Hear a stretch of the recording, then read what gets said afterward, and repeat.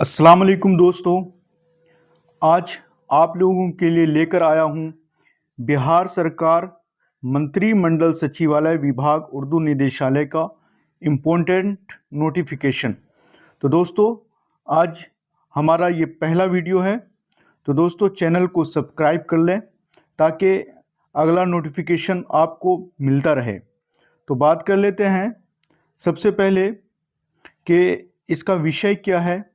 तो विषय है मंत्रिमंडल सचिवालय उर्दू विभाग निदेशालय के अंतर्गत बिहार राज्य अनुवादक संवर्ग नियमावली 2016।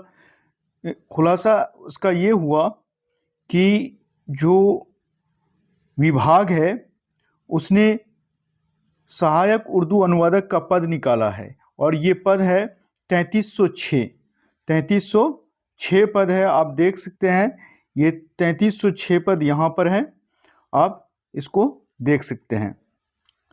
तो 3306 पद जो है, तो इम्पोर्टेंट बात यह है कि ये पद कहाँ कहाँ है, तो इस पर हम लोग चर्चा करेंगे।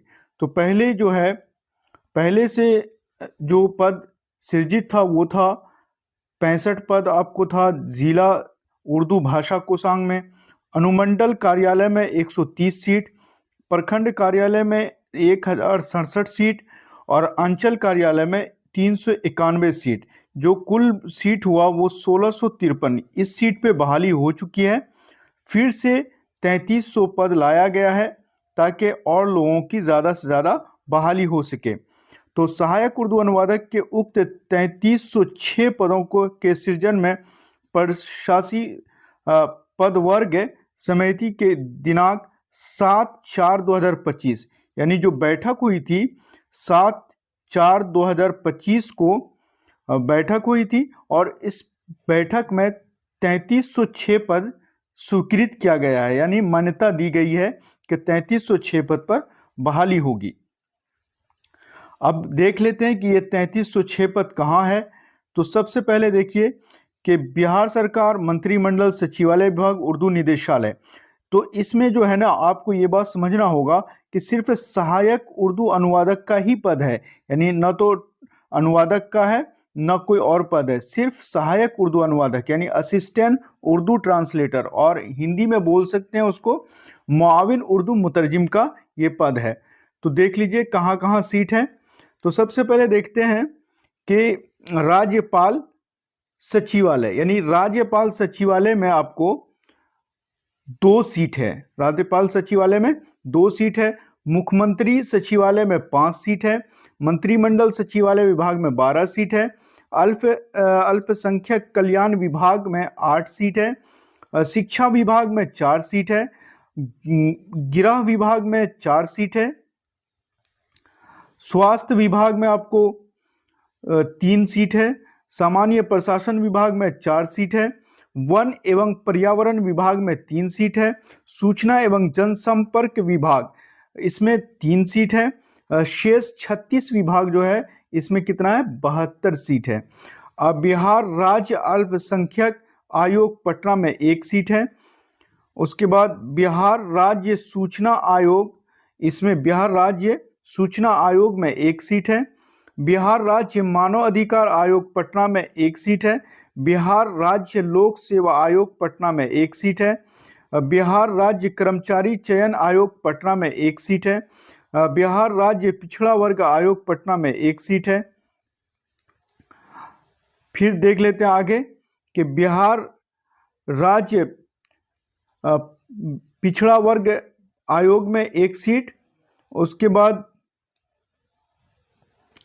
बिहार राज्य अनुसूचित जाति एवं जनजाति आयोग में 1 सीट है। बिहार राज्य बाल श्रमिक आयोग पटना में 1 सीट है। बिहार राज्य विश्वविद्यालय सेवा आयोग में 1 सीट है। बिहार विद्युत विनियामक आयोग पटना में 1 सीट है। बिहार तकनीकी सेवा आयोग पटना में 1 सीट है। बिहार विद्यालय परीक्षा समिति पटना में 2 सीट है। आगे देख लेते हैं। आगे है बिहार राज्य मदरसा शिक्षा बोर्ड में पटना में 6 सीट है। बिहार राज्य शिया वक्फ बोर्ड पटना में 6 सीट है। बिहार राज्य सुन्नी वक्फ बोर्ड पटना में 6 सीट है। बिहार राज्य हज समिति पटना में 6 सीट है। सभी आयुक्त कार्यालय में 9 सीट है। आगे है पुलिस महानिदेशक कार्यालय में 4 सीट है। सभी समाहरणालय जिला उर्दू भाषा कोषांग में 190 सीट है। सभी समाहरणालय क्षेत्र कार्यालय हेतु उक्त पदों का स्थापना संबंधी जिला पदाधिकारी अधीन ये 304 सीट है।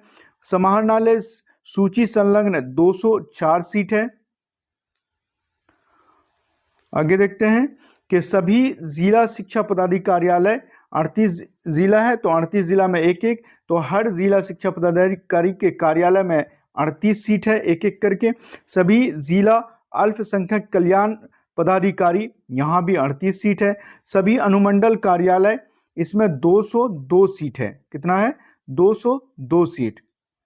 उसके बाद है सभी भूमि सुधार उप समाहर्ता कार्यालय, इसमें 101 सीट है। वरीय पुलिस अधीक्षक कार्यालय या पुलिस अधीक्षक कार्यालय, इसमें 80 सीट है। उसके बाद है सभी अनुमंडल कार्यालय, इसमें 161 सीट है। सभी अनुमंडल पुलिस कार्यालय, इसमें 161 सीट है। ये 161 सीट और 80 सीट, इसका डिटेल अभी आगे वाले पीडीएफ में बताएंगे। उसके बाद देख लेते हैं सभी निबंधन कार्यालय, इसमें 124 सीट है। सभी प्रखंड कार्यालय, इसमें 1068 सीट है। सभी अंचल कार्यालय, इसमें 537 सीट है। नगर निगम, नगर पालिका, जिला मुख्यालय, इसमें 38 सीट है। उर्दू निदेशालय, जहां से आपकी बहाली होगी, उर्दू निदेशालय, मंत्रिमंडल सचिवालय विभाग पटना, इसमें 15 सीट है। तो कुल मिला के जो है आपका सीट हो गया 3306 सीट। 3306 सीट। अब हमको देख लेना है कि ये जो सीट है 80 और 161, इसका डिटेल कहाँ कहाँ है। ये 80 और 161, इसका डिटेल आगे वाले पीडीएफ में बता रहे हैं आपको। जैसे बिहार सरकार मंत्रिमंडल सचिवालय विभाग उर्दू निदेशालय सहायक उर्दू अनुवादक का थानों के लिए सृजित पदों की जिलावार सूची, वहां तो कुल बताया गया था, यहाँ जिलावार सूची बताया गया है। तो इसमें देख लेते हैं किशनगंज जिला में जो है 18 सीट है पुलिस विभाग में। कटिहार जिला में 18 सीट है। अररिया जिला में 18 सीट है। पूर्णिया जिला में 18 सीट है। दरभंगा जिला में 15 सीट है। चंपारण, पश्चिमी चंपारण यानी बेतिया में 15 सीट है। उसके बाद देख लेते हैं पूर्वी चंपारण मोतिहारी में 15 सीट है। मधुबनी में जिला में 15 सीट है। सीतामढ़ी जिला में 12 सीट है। सीवान जिला में 10 सीट है। भागलपुर जिला में 10 सीट है। गया जिला में आपको 10 सीट है। मुजफ्फरपुर जिला में 10 सीट है। सुपौल जिला में 8 सीट है। गोपालगंज जिला में 8 सीट है। गोपालगंज जिला में 8 सीट है। बेगूसराय जिला में 8 सीट है। समस्तीपुर जिला में 8 सीट है। उसके बाद सारण जिला में 8 सीट है। रोहतास सासाराम जिला में 8 सीट है। नवादा जिला में 8 सीट है। कुल मिला के आपको 240 सीट है। ये थानों की सूची थी, ये थानों में बहाली होगी। अब देख लेते हैं कौन लोग इसमें अप्लाई कर सकते हैं। ये जो सहायक अनुवादक की बहाली हुई है ये उसी से लिया गया है। तो आप इसमें न्यूनतम जो शैक्षणिक योग्यता है ये बदल नहीं सकता है। तो वो देख लीजिए किसी भी मान्यता प्राप्त बोर्ड और विश्वविद्यालय से उर्दू विषय में कम से कम 100 अंक के साथ इंटरमीडिएट या समकक्ष यानी मौलवी कोई कर रखा है, कोई और बोर्ड से कर रखा है। अगर उर्दू 100 नंबर का है और 100 नंबर में पासिंग मार्क है तो वो इसके लिए एलिजिबल है, वो इस सहायक उर्दू अनुवादक में अप्लाई कर सकता और ट्रांसलेटर यानी असिस्टेंट ट्रांसलेटर बन सकते हैं। उसके बाद देख लेते हैं इसमें कि वेतन क्या मिलेगा। तो वेतन जो है आपका लेवल 5 रहेगा, यानी अच्छा खासा वेतन बन जाएगा आपका, लेवल 5 का है और अच्छा जॉब है। उसमें देख लेते हैं कि आपको जो न्यूनतम आयु सीमा क्या है। तो न्यूनतम आयु सीमा 18 वर्ष है, यानी 18 वर्ष से पहले कोई भी ट्रांसलेटर नहीं बन सकते, यानी किसी विभाग में भी नहीं जा सकते। 18 वर्ष के बाद ही आप अप्लाई कर सकते हैं। तो न्यूनतम आयु सीमा 18 वर्ष है। उसके बाद अधिक से अधिक क्या है, तो अनारक्षित वर्ग है, यानी जनरल जो वर्ग है, जनरल पुरुष के लिए कितना है, 37 वर्ष है। और अनारक्षित महिला जो है उसके लिए क्या है, 40 साल है। मतलब अनारक्षित महिला यानी कि जनरल कैटेगरी की जो महिला है उसके लिए 40 साल है, और जनरल कैटेगरी के जो पुरुष हैं उसके लिए 37 साल है। उसके लिए कितना है, 37 साल। यहाँ आप देख सकते हैं 37 साल है। उसके बाद देखिए कि अनारक्षित वर्ग की महिला के लिए 40 साल, पिछड़ा वर्ग और अत्यंत पिछड़ा वर्ग जो है उसकी महिला और पुरुष दोनों के लिए कितना है, सेम है, दोनों के लिए 40 वर्ष है। कितना है, 40 वर्ष है। यानी अनारक्षित पुरुष हो या महिला हो, या पिछड़ा वर्ग के और अत्यंत पिछड़ा वर्ग की महिला हो या पुरुष हो, दोनों के लिए कितना है, 40 साल है। और अनुसूचित जाति और अनुसूचित जनजाति, पुरुष हो या महिला हो, उनके लिए भी जो न्यूनतम आयु है वो 18 वर्ष सबके लिए है, और अधिकतम आयु जो है अनुसूचित जाति और अनुसूचित जनजाति, वो पुरुष हो या महिला हो, उसके लिए 42 वर्ष है। ये मतलब कि आयु है। उसके बाद देख लेते हैं चयन प्रक्रिया। चयन प्रक्रिया में जो है सुयोग्य उम्मीदवारों के चयन आयोग द्वारा लिखित परीक्षा के आधार पर बिहार राज्य उर्दू अनुवादक संवर्ग नियमावली 2016 के नियम 7 के अनुसार निम्न रूपन किया जाएगा।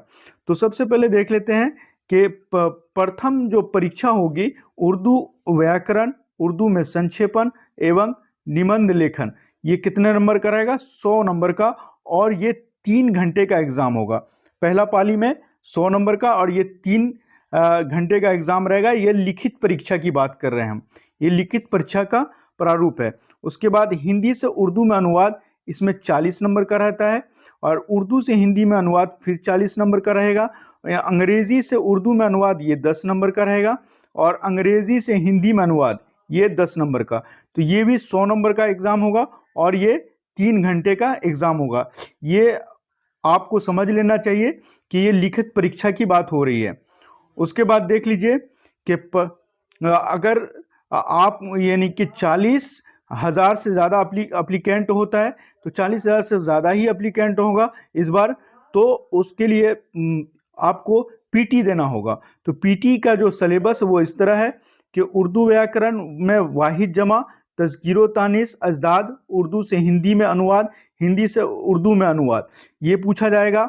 उर्दू शब्दावली से हिंदी शब्दावली निर्माण, और हिंदी शब्दावली से उर्दू शब्दावली निर्माण, ये भी पूछा जाएगा। और सामान्य ज्ञान यानी जनरल नॉलेज आपका 10 नंबर का पूछा जाएगा। कितने नंबर का, 10 नंबर का। कुल 100 नंबर का पेपर होगा, और इसमें आपको मिलेगा 90 मिनट। कितना मिलेगा, 90 मिनट आपको।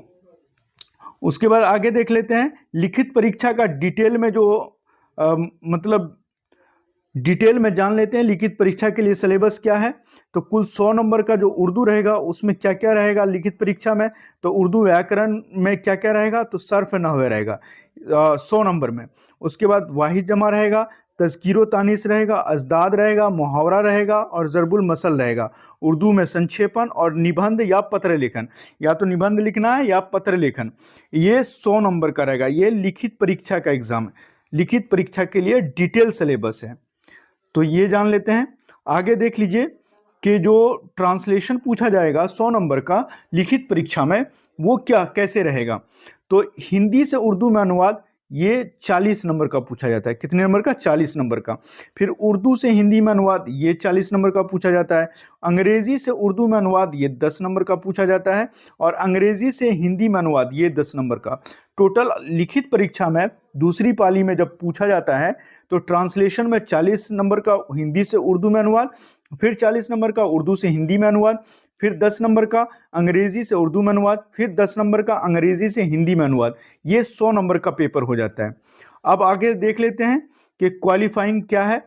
तो क्वालिफाइंग मार्क्स सामान्य वर्ग के लिए 40% लाना है, यानी 200 का जब पेपर होगा तो उसमें कितना लाना है, ये 40% लाना। ये लिखित परीक्षा की बात हो रही है। इसी तरह अगर पीटी होगा तो पीटी में जो 100 नंबर का पेपर होता है तो उसमें भी 100 नंबर का 40% निकाल लेना आपको।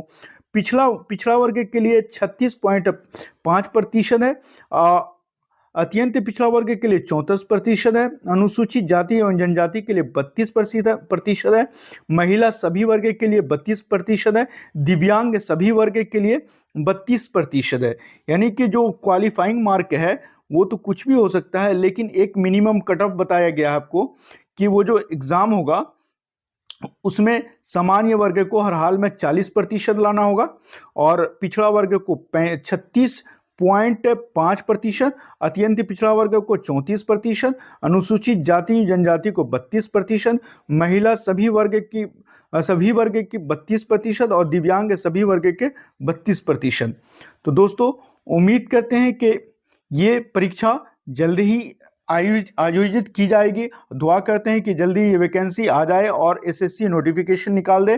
तब तक आप लोग अपनी तैयारी अच्छे से करें। वीडियो पसंद आता है तो लाइक करें, कमेंट करें, शेयर करें और हमें सहयोग करें। मिलते हैं नेक्स्ट वीडियो में, तब तक के लिए खुदा हाफिज।